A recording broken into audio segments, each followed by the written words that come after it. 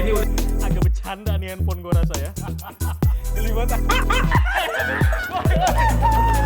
Karakter masih bulat karena belum ke-download semua.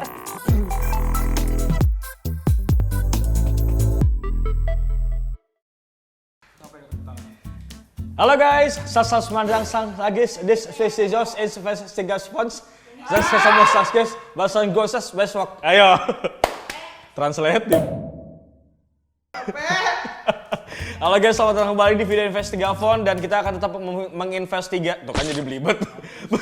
Kita akan Missing. Oke, jadi ada di depan bewok ini ada sebuah smartphone. Sebenarnya ini handphonenya sudah launching di tahun 2017 yang lalu dan dulu tuh harganya sekitar 17 jutaan something, brother. Dan sekarang Neng Hilmi membelinya dengan harga 2.250.000 rupiah. Jadi kemarin tuh kita sempat nyari ke teman-teman Facebook gitu ya, ada gak sih yang pengen jual handphone, mantan handphone flagship or something like that gitu ya. Akhirnya temennya Hilmi, ini jebolan anak jebolan anak LSPR punyanya.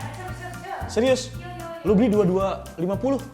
Padahal pasarannya nih ya, kalau kita cek di Tokopedia, itu sebentar bewok cek dulu, ini untuk internal storage yang 256GB itu masih 4 jutaan. Kalau yang 64GB itu harganya sekitar 3 jutaan. Lu dapat murah. Ada lagi nggak cewek-cewek LSPR yang punya handphone murah gitu? Oh, daripada nggak kepake, mending dijual. Oh gitu. Nah ini beruntunglah punya teman-teman yang kaya. Jadi kalau mau jual handphone, lu untungnya banyak, bro. Oke, di video ini kita akan mengulik jauh lebih dalam kira-kira apakah masih worth it untuk iPhone 8 Plus di tahun 2022. Yang pastinya kalau masalah updatean aman, karena 8 Plus itu masih akan tetap mendapatkan updatean iOS untuk version ke-16 gitu, bro. Sip. Seperti biasa ya, karena ini Neng Hilmi, batangan ya Neng ya? Di mana emang dia kardusannya? Gak tahu, dia bilang katanya udah gak ada, makanya jatuh banget harganya. Iya, karena batangan kamu jadi berani nawar dengan harga segitu. Yang penting ada charger kan. Oke, siap. Ini jadi cuma charger sama handphonenya aja ya, bro. Dan seperti biasa kita akan masuk ke sesi hands on dulu sebelum kita cek performa dan kita kulik jauh lebih dalam, Brodi. Oke, di bagian bawah ini ada speaker ya, Brodi. Kemudian ada baut-baut dan juga ada port lightning charging. Kemudian di bagian samping ini terdapat dua antena, kemudian tombol volume up and down sama tombol silent satu lagi. Di bagian atas kosong, nggak ada apa-apa. Kemudian kita bergeser lagi. Terakhir ini ada dua antena, including sama ini tombol power ya, sama SIM ejector, SIM tray, kok SIM ejector. SIM tray yang bakal kita buka pakai SIM ejector. Nanti kita cek juga ya, ini garansinya garansi apa, terdaftar ke Kemenperin atau enggak gitu ya. Oke bro, kurang lebih seperti itu. By the way ya, ini cewek yang punya. Pantes. Iya, terus udah gitu masih mulus banget, Mi. Like you? Iya. Langsung males gitu gue. Bisa kesini kameranya, yuk. Oh iya bener kan, ini kamera gue sebelah sini ya, Master ya. Sorry. Oke, sekarang kita beralih ke bagian belakang seperti yang Bewok bilang, untung-untungan sebenarnya ya bro, kalau ngebeli handphone second tuh bener-bener lo harus cek secara detail. Di bagian belakang ini adalah tulisan iPhone seperti biasa dan logo Apple yang digigit.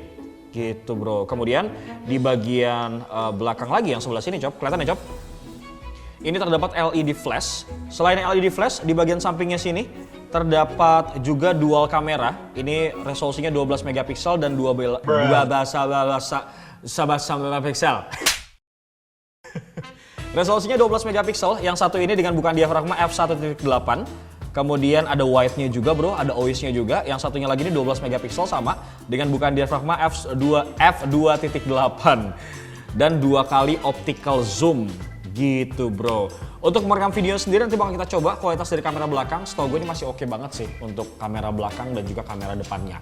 Kalau kita cek secara dimensi, ini tuh lebarnya 78,1 mm, tingginya ini nih 158,4 mm dan tebalnya ini 7,5 mm. Kalau masalah berat, ini sebenarnya terbilang sebuah iPhone yang cukup berat juga sih bro, karena ini 202 gram untuk beratnya. Gitu. Bagian belakang sudah, sekarang kita akan berlanjut untuk ngecek bagian depannya. Di bagian depan sini ada layar yang punya lebar 5,5 inci. Screen to body rasionya 67,4%. Memang ini handphone jadul ya bro, jadi belum full view gitu, belum full layarnya. Kemudian ini resolusinya 1080, kita buka dulu ya. Resolusinya 1080 kali 1920 pixel dengan rasionya ini 16:9. Kerapatan PPI density-nya 401 gitu bro. Kalau lihat di bawah seperti biasa ya, ini ada 3D touch display ataupun home button tuh yang berfungsi untuk melakukan registrasi fingerprint scanner. Oke. Kurang lebih seperti itu di bagian, oh lupa, dia ini stereo bro speakernya, karena di bagian bawah sini sama di earpiece-nya ini dia bisa mengeluarkan sebuah output suara gitu bro. Lanjut, sekarang kita coba akan daftarkan fingerprintnya ya Brody seperti biasa. Ini kita mainkan ya bro. Bisa ya, aman ya? Ih masih bagus anjir, 2,2 ini mah. Sip, ini sudah bisa. Coba ya bro, nih.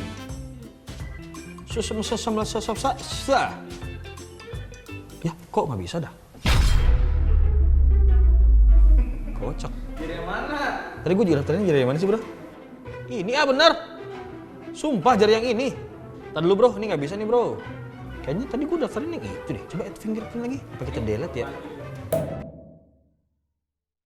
Oh alah. Bro, bisa bro. Terjadi sedikit drama. Bisa. Nih, tadi belum gua itu yang apa iPhone unlock-nya belum gua checklist. Pakai fingerprint.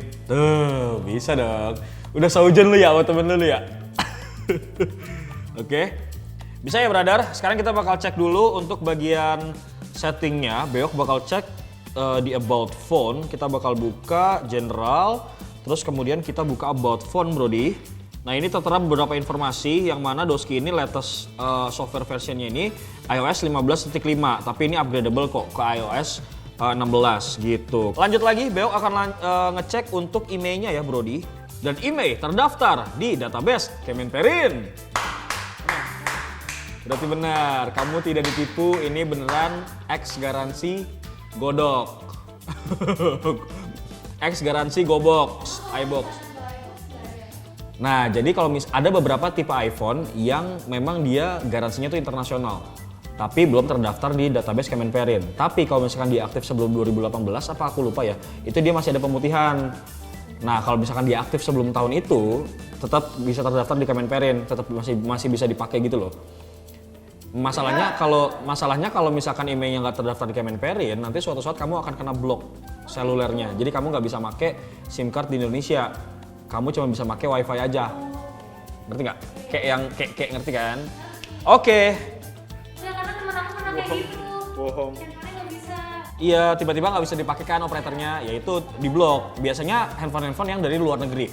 Tapi tetap masih bisa dipakai Mi, kamu daftarin di Cukai Pabean. Di Cukai Pabean, itu kamu bisa daftarin sesuai sama harga dari handphonenya itu sendiri. Gitu, nanti bayar, set pajak, set daftarin nih di Kemenperin, masuk bisa dipakai lagi dah SIM cardnya. Nah ini nih baterai health-nya. Ini gue rasa emang nggak pernah diganti sih baterainya. Karena wajar banget untuk iPhone keluaran tahun 2017 baterai health-nya 76%. Berarti ini memang belum pernah ganti baterai sama sekali. Gitu asumsinya. Kalau misalkan baterai health-nya 90% atau apa segala macam, gue rasa nih iPhone nggak pernah dipakai. Tapi nggak mungkin kan? Asumsi awal biasanya akan diganti baterainya. Gitu, biasanya sih kayak gitu bro. Sip, kurang lebih seperti itu. Ini legit ya, cakep. Ada lagi cewek-cewek kok gue interstudi mulu sih?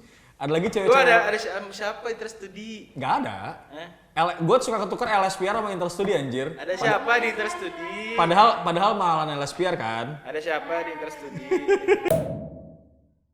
Sip, lanjut lagi. Sekarang kita akan cek untuk chargingnya, bisa atau enggak. Sebenarnya Doski ini udah fast charging 15 watt, dan kalau misalkan kondisi baterainya masih oke, dia 50% tuh bisa terisi dalam waktu 30 menit aja. Gitu, dan ini juga sudah support yang namanya key wireless charging. Dan after that, Beok akan download beberapa game untuk kita tes performance-nya, dan kita sedikit membahas masalah jeroannya pada saat gaming nanti. Gitu bro, sekaligus nanti Beok juga closing bakal pakai kamera depan dan juga kamera belakang dari iPhone 8 Plus ini. Oke, kita download dulu Brody. Baiklah Brody, ini sudah di-download PUBG Mobile. Kita pertama-tama akan lihat settingannya terlebih dahulu. Oke baik, kita akan masuk ke bagian setting terlebih dahulu. Setting, kemudian kita akan lihat grafisnya. Dia smoothnya itu mentok di ekstrim. Wah lumayan nih bro, smooth ekstrim bro. Balance di ultra, HD di ultra, HDR. Ngelawan. Aduh, ultra HD belum kebuka ya bro. Main PUBG turun di Pochinki. Anjay. Kulit lu no berdaki. Level.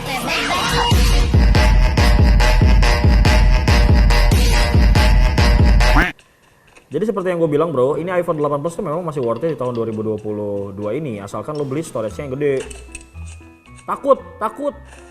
Itu kiri. Mana sih? Oh ini dia. Oh dia nggak punya senjata. Mana dia? Gue dipukul sama dia. Si A. Gak ada ngeri-ngerinya lo sama gue. Oke. Ini sedikit ngomongin masalah jeroan yang dimilikin sama iPhone 8 Plus, yang mana Doski ini make chipset Apple A11 Bionic ya brother.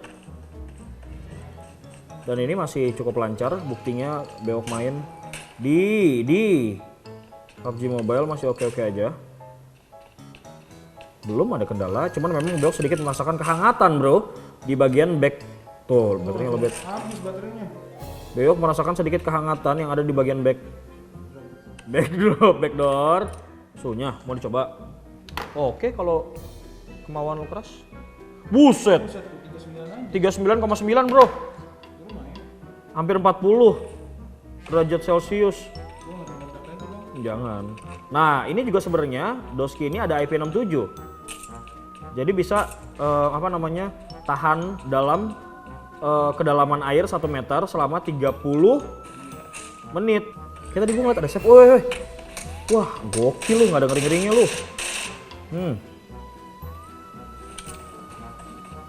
Mana dia? Diam dulu nih.